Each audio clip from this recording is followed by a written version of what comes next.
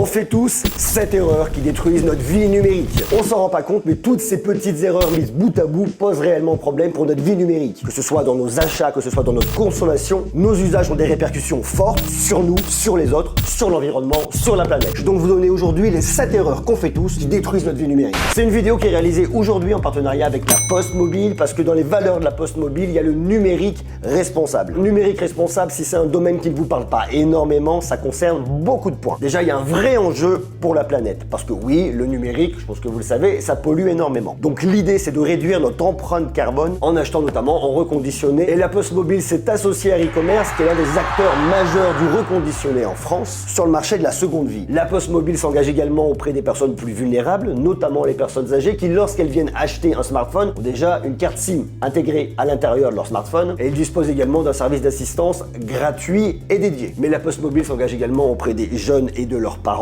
Ils les sensibilisent depuis presque un an avec leur partenaire Chute Explore vers une utilisation éthique et raisonnée des outils numériques au travers d'ateliers. Et justement, il y a eu des ateliers qui ont été présents sur le stand de la Poste Mobile à Vivatech 2024. Lors de ces ateliers, il y a des explications du fonctionnement des algorithmes, mais également de l'intelligence artificielle. Ils donnent des ressources clés en cas de cyberharcèlement, qui est aussi un sujet extrêmement important, et notamment auprès du jeune public. Ils vont expliquer la conception des smartphones. Bref, ce sont des ateliers complets destinés au jeune public, mais également à leur famille. Et la Poste Mobile est également partenaire de Cust Audio, une solution de contrôle parental qui permet de protéger et d'accompagner les enfants contre des contenus inappropriés, des prédateurs en ligne, mais également contre la cyber-intimidation. Le but ici étant de favoriser des habitudes numériques équilibrées. Je vais donc vous partager tout de suite les 7 erreurs qui détruisent votre vie numérique. Vous allez voir qu'on les fait tous, moi y compris. Erreur numéro 1, on achète quasiment tous des objets neufs. On a tous envie d'avoir le dernier iPhone neuf, la dernière montre, le dernier ordinateur, parce qu'on profite des dernières technologies, on aura les produits les plus performants, mais pour autant ces produits ont un réel coût sur l'environnement. Il faut donc faire très attention lors de nos achats numériques. Pensez donc à venir acheter en reconditionné. Le premier gros avantage d'acheter en reconditionné, c'est qu'on a des tarifs qui sont quand même entre 30 à 50%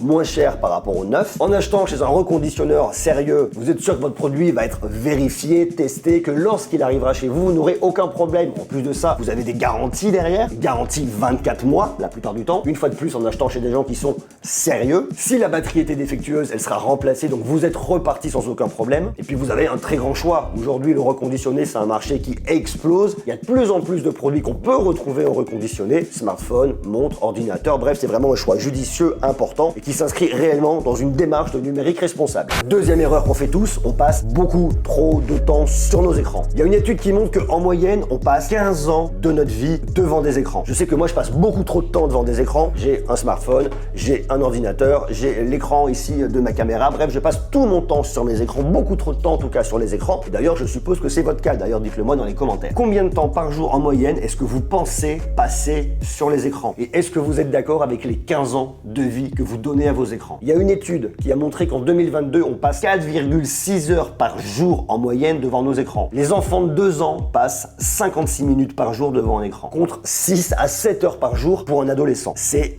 énorme. Il faut donc réellement penser à venir se mettre des limites. Pour ça, les constructeurs ont mis en place des outils. Je vous montre notamment ici sur iOS. Vous avez tant d'écrans qui existent déjà depuis quelques temps, dans laquelle vous allez retrouver le temps de vos écrans. Pensez à aller jeter un œil, ça vous permettra réellement de prendre conscience du temps qu'on passe ici. La semaine dernière, j'ai passé 3h47 en moyenne par jour. Je vais remonter la semaine d'avant, 4h52. La semaine d'avant, 4h47. Je passe énormément de temps sur mes écrans. Il y a beaucoup de WhatsApp Messenger, Facebook, Instagram, photos. Donc pensez à vous mettre des garde-fous. D'ailleurs, il y a des outils qui sont vraiment intéressants ici. Vous pouvez limiter l'utilisation, notamment avec le temps d'arrêt. Définissez un programme de temps sans écran. Vous pouvez mettre une limite sur les applications. Choisissez les applications à toujours autoriser. Et puis également la distance des écrans afin de réduire votre fatigue oculaire. On peut également venir limiter la communication, la sécurité des consommations ici, on l'a, les contenus qu'on peut venir bloquer. Bref, il y a énormément de choses. Je suis persuadé que vous ne passez pas assez de temps à venir consulter votre temps d'écran. Donc c'est une habitude à prendre conscience du temps qu'on passe pour venir corriger nos mauvaises habitudes. Erreur numéro 3, vous gardez vos anciens objets tech dans vos tiroirs. On se dit tous, tiens, si un jour mon téléphone lâche, je serais content d'avoir un ancien téléphone que je pourrais utiliser. Sauf que, en règle générale, on les utilise jamais et on en fait une collection qui reste dans nos tiroirs et ça ne sert strictement à rien. D'une, c'est des produits qui pourraient être recyclés, pourraient être réutilisés, récupérer des matériaux qui sont extrêmement importants. Et puis de deux, il y a un risque derrière. Puisque vous avez des batteries en lithium-ion, ces batteries peuvent dans le temps venir gonfler et il y a un vrai risque d'explosion. Il y a des grandes villes américaines qui ont déploré plus de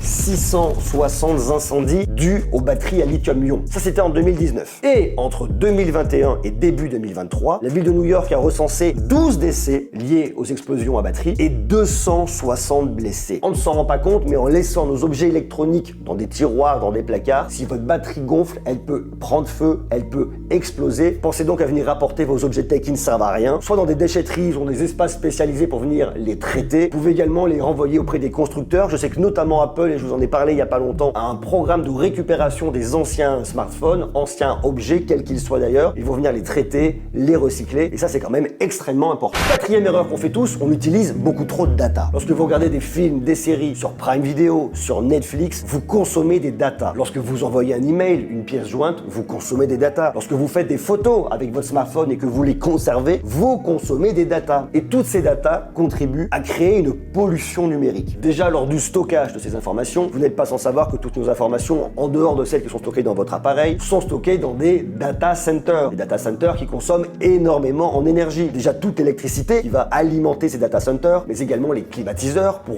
refroidir ces data centers, le réseau informatique qui sert à faire circuler l'information. Parce qu'il faut savoir qu'en moyenne, une donnée numérique parcourt 15 000 km. Donc lorsque vous regardez un film sur Netflix, lorsque vous récupérez vos photos en ligne, 15 000 km, c'est énorme. La pollution numérique représente en France 5% des gaz à effet de serre émis. En France, on possède par habitant entre 11 et 15 appareils. Ce ne sont pas que des smartphones qu'on aurait dans la poche. Ça va être différents appareils connectés, ordinateurs, tablettes, montres, etc. Contre 8 dans le reste du monde. Il y a donc tout de suite des bonnes pratiques à mettre en place qui sont extrêmement faciles pour éviter cette pollution numérique. Commencez par faire un truc très simple, trier votre boîte mail. Parce que tous vos mails qui sont dans votre boîte, ils sont stockés dans des data centers, ils prennent de la place pour rien. Triez vos vieux emails, supprimez-les. Pareil de la même manière, lorsque vous avez une signature dans vos emails, ne mettez pas une image en bas, ça prend trop de place, c'est trop lourd. Mettez un bon vieux texte, ça suffira largement. Lorsque vous faites des photos avec votre smartphone, on a tendance à se dire qu'on fait 2, 3, 4 photos pour avoir la bonne photo. Eh bien, triez vos photos, supprimez les photos qui ne servent à rien, que vous n'utiliserez pas, vous gagnerez énormément de place, puisque si vous prenez 4, 5 photos pour avoir une seule bonne photo, ça représente beaucoup de photos qui ne serviront jamais à rien. Pensez réellement à venir les supprimer. Supprimez les doublons. Aujourd'hui, vos applications photo vous permettent de supprimer vos doublons très facilement. Faites-le, c'est vraiment important. De la même manière, lorsque vous envoyez un email, n'envoyez pas systématiquement une pièce jointe. S'il y a vraiment une pièce jointe importante, mettez-la. Mais sinon, faites attention. Limitez également, lors de vos échanges, le nombre de destinataires. Ne mettez pas en copie des personnes qui ne serviraient à rien. Une fois de plus, on stocke de la donnée pour rien. Il faut vraiment avoir conscience que dès qu'on fait quelque chose sur Internet, qu'on va naviguer, qu'on va regarder un film, une série, même des TikTok des fois, sur des moments où ça ne sert strictement à rien, on consomme de la donnée et on génère de la pollution. Donc il faut faire attention. Cinquième erreur qu'on fait tous, on laisse nos chargeurs branchés lorsqu'on ne recharge pas. C'est ce qu'on appellera avoir une consommation résiduelle. Et cette consommation résiduelle, croyez-moi, elle pèse lourd. Il faut savoir qu'aujourd'hui, il y a 5,2 milliards de smartphones dans le monde qui se rechargent. Ça consomme 20 TWh par an. Ce qui correspond à l'électricité consommée sur la région de Bretagne en France pendant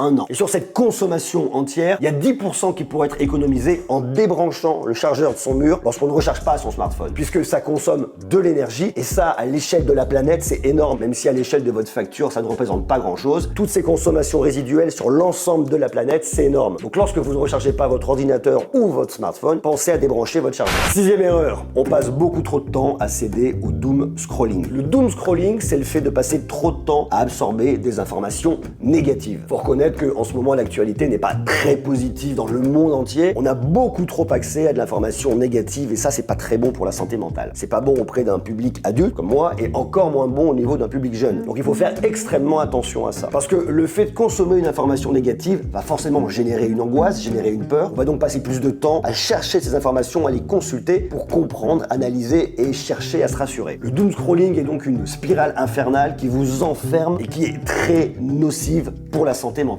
Consulter des informations, c'est normal, c'est évident, il faut s'informer, comprendre ce qui se passe dans le monde. Pour autant, il y a aussi plein de choses positives, il faut essayer de s'en nourrir pour contrebalancer tout ça. Il y a différents médias qui proposent des informations positives pour voir que dans le monde, il n'y a pas que des choses négatives. Donc il faut faire très attention au doom scrolling et si vous êtes parent, il faut avoir aussi conscience de ça pour en parler avec vos enfants, les informer et faire attention à leur santé mentale. Septième erreur qu'on fait tous, on partage beaucoup trop d'informations personnelles en ligne. Lorsqu'on parle à ses amis, on parle à ses amis amis, on les connaît, mais autant les amis que vous avez aujourd'hui, peut-être que demain vous pourriez vous fâcher avec eux, et si vous donnez trop d'informations sur vous, ça pourrait poser problème. Et ça, c'est pas le pire, mais des fois on poste trop d'informations et des gens qui ne sont pas vos amis peuvent avoir connaissance de ces informations et peuvent tenter de vous nuire. Le cyberharcèlement, c'est réel, ça existe. Il faut donc se prémunir, faire attention à ce qu'on raconte en ligne, ne pas trop donner d'informations personnelles, partager des choses qui nous plaisent bien évidemment, mais ne pas s'épancher sur notre vie personnelle. C'est un phénomène important au niveau d'adultes, mais également au niveau des enfants. Il faut donc les accompagner, leur donner les bonnes pratiques, leur expliquer ce qu'il faut faire, pas faire, se méfier des autres, même si on a beaucoup d'amis, partager des informations avec vos amis lorsque vous êtes avec eux, mais attention à tout ce qu'on publie dans l'espace numérique, ce sont des choses qui vont rester et qui, si elles tombent entre de mauvaises mains, peuvent réellement poser problème. Voilà donc pour ces 7 erreurs qui détruisent votre vie numérique. Il faut donc passer un temps raisonné sur les réseaux, faire attention à ce qu'on fait, à notre consommation, avoir conscience de tout ça, décrocher énormément, passer du temps à faire autre chose. On passe beaucoup trop de temps sur nos écrans. Lorsqu'on va consommer un contenu, lorsqu'on va regarder une vidéo, lorsqu'on va naviguer sur Internet, il faut le faire parce qu'on l'a choisi. Il y a également des gros problèmes d'addiction à nos smartphones. Des fois, on consulte du contenu machinalement sans réellement avoir envie de le regarder. Il faut essayer d'être conscient, de ne pas subir sa consommation en ligne. Il faut essayer de se réapproprier son temps, trouver d'autres hobbies, d'autres passions en dehors des écrans. Pourquoi pas ouvrir un bouquin, sauf si vous lisez sur une Kindle, auquel cas c'est encore un autre problème. Prendre du temps pour rester avec les autres, créer d'autres discussions en dehors de ce qu'on trouve sur les réseaux sociaux ou à la télé ou sur les écrans, en règle générale. Tout ça pour réussir à se réapproprier le monde. Et ça, c'est un vaste sujet. Et d'ailleurs, puisqu'on passe trop de temps sur nos écrans, on fait aussi très mal à nos yeux. Je vous ai d'ailleurs fait une vidéo qui est juste là. Ce sont les 7 erreurs qui détruisent vos yeux. Allez la voir et vous me direz merci.